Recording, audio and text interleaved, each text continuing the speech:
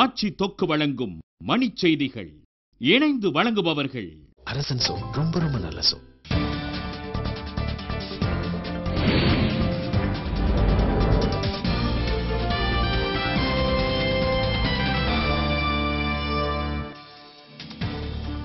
Petrol diesel விலைகளை உயர்த்துவது குறித்து வரும் 17ஆம் தேதி முடிவு செய்யப்படும் என நடுவண் அரசு தகவல்.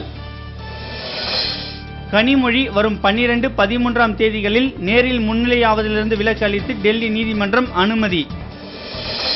மேற்கு வங்க இறுதிக்கட்ட தேர்தலில் 84.8 விழுக்காடு வாக்குகள் பதிவானதாக தேர்தல் ஆணையம் அறிவிப்பு.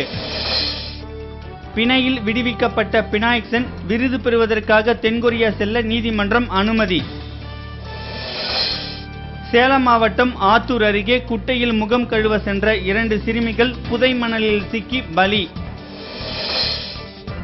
சென்னை வடபழனியில் நடந்து சென்று கொண்டிருந்த பெண்ணிடமிருந்து 20 பவுன் சங்கிலி பறிப்பு.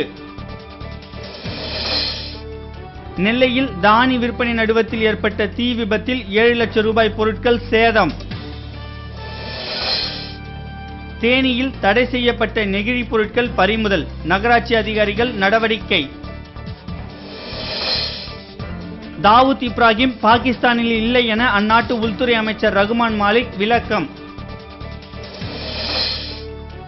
ஆசிய இளையோர் டென்னிஸ் விளையாட்டுப் போட்டிகள் வரும் 16ஆம் தேதி சென்னையில் தொடங்கும் என அறிவிப்பு.